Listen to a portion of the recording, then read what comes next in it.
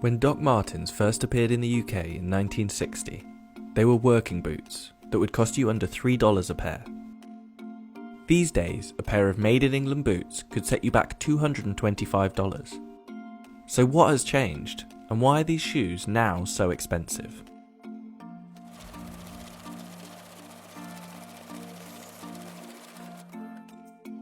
Doc Martens are a style icon that has endured for over 50 years.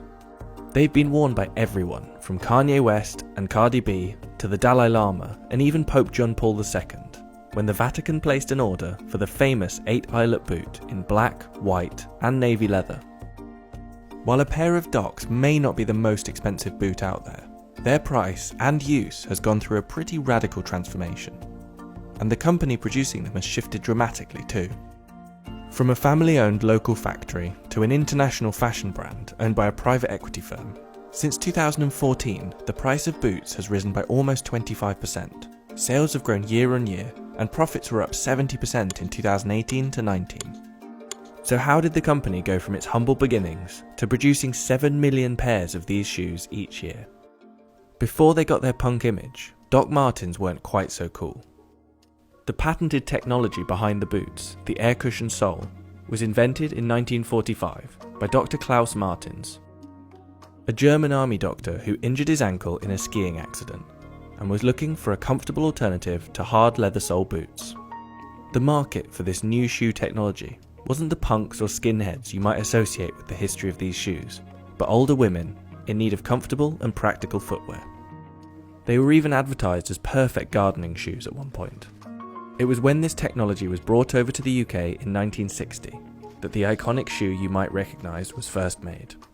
The air cushion sole was licensed to the Griggs Company in Northampton, and the 1460 boot was created. The iconic stitching and recognisable heel loop were added, and the boots were sold to factory workers across England. At the time, these boots cost only $3 a pair. Even with inflation, that's just over $50. They were cheap, hard-wearing and perfect for postmen, policemen and workers on their feet all day. The boot was quickly adopted by any countercultural movement that appeared, and they became a mainstay in glam, punk, skinhead, ska and goth style, among many others. Doc Martens' fashion status wasn't always guaranteed though. After the boom in the 90s, the boots dipped out of fashion and the company struggled, almost going bust in the early 2000s. As the industry shrank, the cost of manufacturing shoes in England also got more expensive, and by 2002 it already cost around $87 for a pair of Doc Martens. That's around $140 with inflation. Northamptonshire was once the home of shoemaking in England. In the mid-19th century there were over 2,000 shoemakers working in the region. But as many of these shoemakers struggled, the majority went under or moved production abroad, and now there are just over 30 left. Doc Martens followed suit, moving their production to Asia. The company still makes shoes in its Northamptonshire factory, but now this is only around 2% of its total production. Doc Martens says this relocation hasn't changed the way its shoes are made at all. We wanted to see if there actually was a difference between the new Asian-made boots, the more expensive made-in-England variety, or a vintage pair from before the move. We spoke to someone who's torn down multiple pairs of these shoes to find out. I'm Weston Kay, I'm a professional leather worker and I cut boots and shoes in half on YouTube. Yeah, I would say the production methods are really similar between the Asian made boots and the made in England boots. They are a lot of the same features on the inside of how they stitch their boots are identical. The construction is really similar. They still heat sew the sole to the welt. I think a lot of the big differences between the vintage boots and the newer ones, it's stuff that you would only notice if you cut it in half almost, or if you wore them for long enough time. The vintage Doc Martens had a way better midsole that adds a lot of comfort. They had a wooden shank and the leather was just a lot better. So they lasted longer, they're more comfortable, they have the support you need. The newer ones just have worse versions of the old ones' materials. I wouldn't describe them as a super durable or long-lasting boot, but a lot of people are just buying these boots because they're Doc Martens anyway, and they're gonna be comfortable, they're gonna last a decently long time, so most people are gonna be happy with them.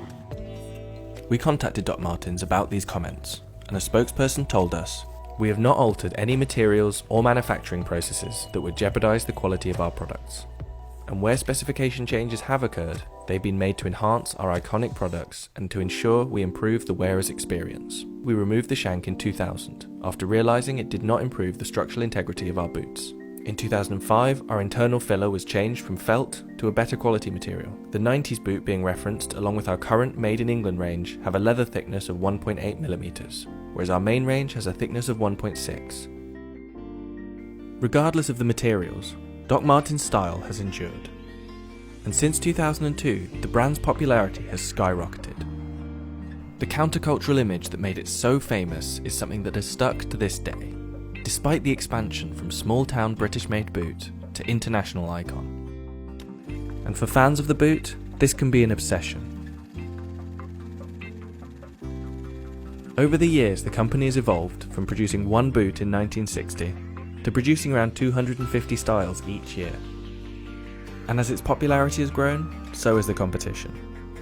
Over recent years, Doc Martens has filed lawsuits against Urban Outfitters, Vans, Boohoo and others in an attempt to protect its iconic boot design. In 2014, the company was sold by the family and bought by private equity firm Permira. Since this takeover, the price of boots has risen by almost 25%, and profits were up 70% in 2018 to 19, in large part due to the newfound success of their vegan range. And while the boots have transitioned from an English worker's boot into a global fashion icon, their style has endured, and their devoted fan following isn't going anywhere.